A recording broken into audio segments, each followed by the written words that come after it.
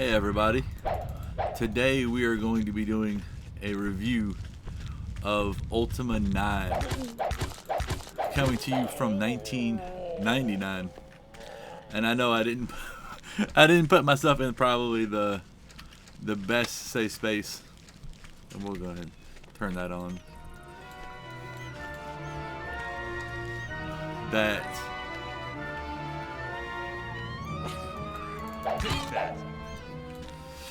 whew, yeah, it comes from way back in the past.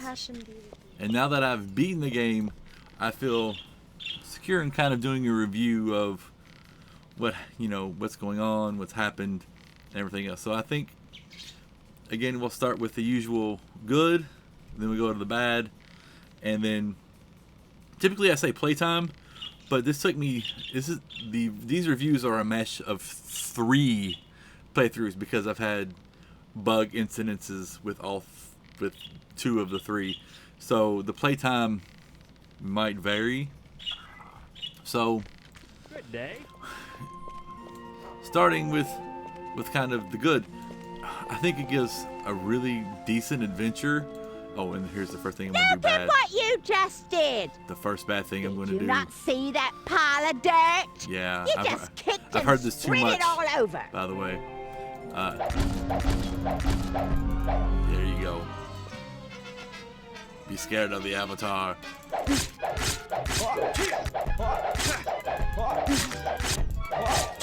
Wow, he can actually take some damage.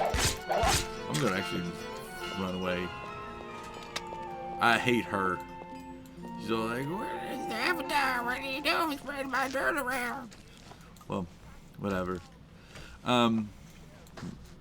So I do think, like, story-wise, it tells a very interesting and good story to kind of wrap up the Ultima series. It's kind of sad that this is the last one in the Ultima series, because I've always wanted to beat at least one Ultima game, and this one is the one that I've chosen to do because it is the easiest. If you've looked at the books at some of the other ones or played some of the other ones, they are far more complex than this one is. This one is relatively easy, or easier than some of the other ones, because you don't have to do a bunch of Greetings, Avatar. I own all 9 of them, but those books are thick, and not like, those are like textbook thick, not just normal, like you think, well, here's this instruction book thick. No, it is thick of what you kind of have to do.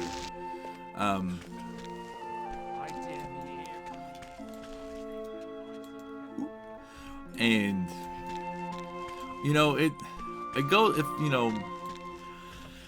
it flows along fairly well. When we get to the bad, I'll start kind of going into a lot more of kind of, I think there's a lot of things that bring it down instead of bring it up. But no, as kind of a send-off to the Ultima series, it's good. I really do enjoy it. There's a lot of stuff that you might have to remember, or that's in the journal. The problem with the journal is that this is a text file. So if you wanted to, at the beginning of the game, before it says, day 1, you can write all the codes to the shrines and everything here. So when you just click journal, okay, I know Britannia's Moo, and this is that, and this is that. Because honestly, I don't remember them besides Britannia at all. There's a lot of space, but they kind of restrict you from that space, because I know probably better weapons and better monsters and stuff like that. But it's not really that bad.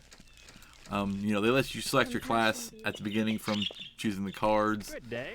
And says, I personally believe that humility is the most broken just because of the weapon. Yeah, you have your stats all at 0, but do you really need all of your stats at max or high or whatever the game says it's supposed to be? No, you don't. All I did was increase strength and magic, and the game was fairly easy, just because there's not really that a lot can kill me except for all the traps that are in the dungeons. And I'm probably not the best person to talk about Ultima lore, because I think I've skipped more than quite a few of the games. That there's probably a lot of lore that I'm missing too. There's a lot of stuff to do in this game, and you know, it's the nice thing that the boat will dock automatically if you get close to a dock. That, I mean, it's a big game for 1999. I personally think that from my understanding that it's loading the entire game, which causes it, you know, to bring it down a little bit. But I overall think it's a great adventure.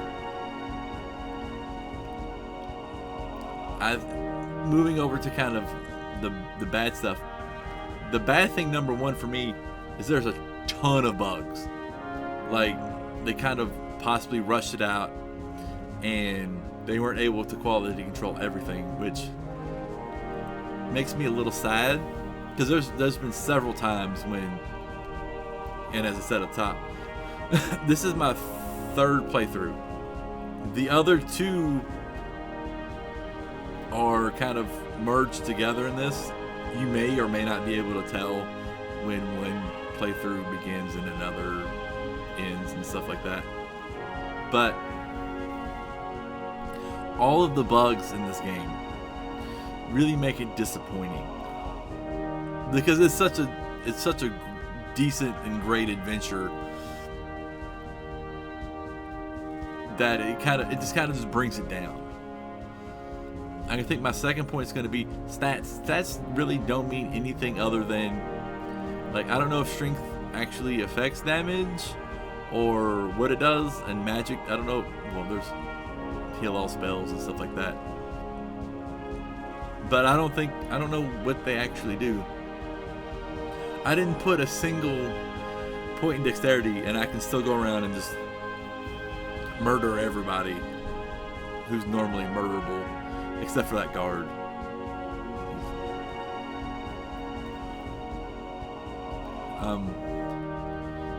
Kind of like here, the boat can't go here, so it's kind of walking out.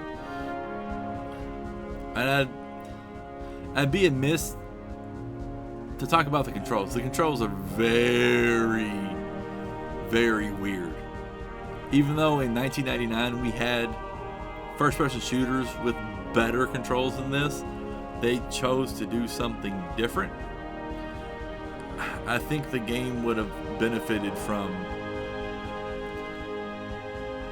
those controls more than this, you know, right mouse button walk, tab, left mouse button click. You hit the tittle sign and you can do stuff. You hit Q and you can figure out. I think there was so much better stuff that you can do with this, other than what they have. And it just, these are like all the small things that kind of bring it down. You know, typically one large flaw can crush a game, but this is like death by 1,000 paper cuts. Just because things aren't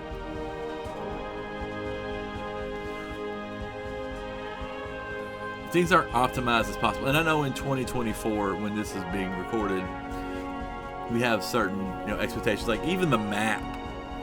If I can, I'll go to his bag, which would be open map. They don't even really tell you the names. They're all written in gibberish.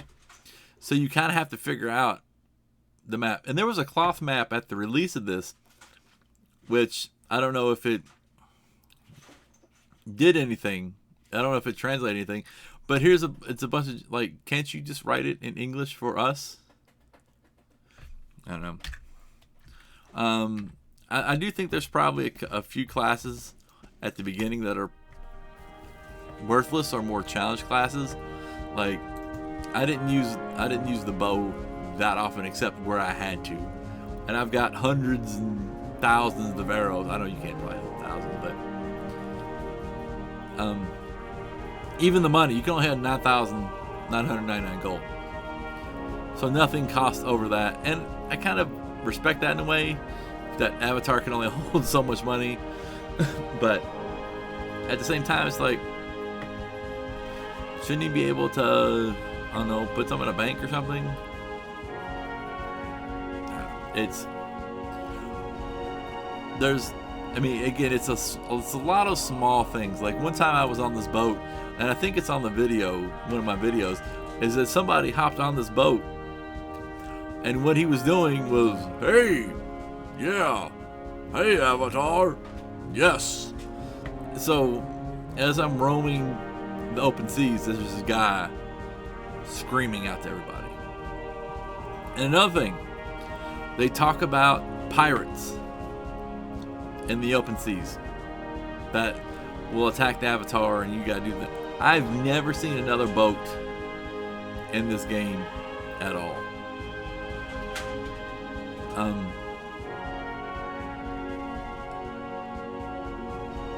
It's, I don't know how to really put it, but like, I enjoy the game, but I'm let down by so many of its flaws, and it just kind of, I don't know, maybe hurts a little bit, if you will. But I still, maybe in 10, 15 years down the road, I might decide to play it again and have, a completely new experience. But I really did enjoy it, even though there's so many things wrong with it. Again, this is 1999, and again, I guess it was rushed. Again, I can only guess, because as you see, I turned on this fast walk mod because his normal walk and run are ridiculously slow. I do approve of like the inventory system because it's one item per space, so that you can kind of fill it up, and then you can put bags in bags, so your bag can have a bag which is holding 10 items or something. But it's a for where we were at the time, it's a great end to this game, but it's still a little disappointing to play it. So what I'm going to say is, if you have some free time and a little bit of free money, go to Good Old Games. Buy Ultima 9 or buy all of them. I own all of them. And just, play this one, give it a try. Because there's like high moments and there's low moments, and then there's moments where everything is messed up. But I really do, I'm going to say yes, I do recommend it with an asterisk, that you have to be prepared for how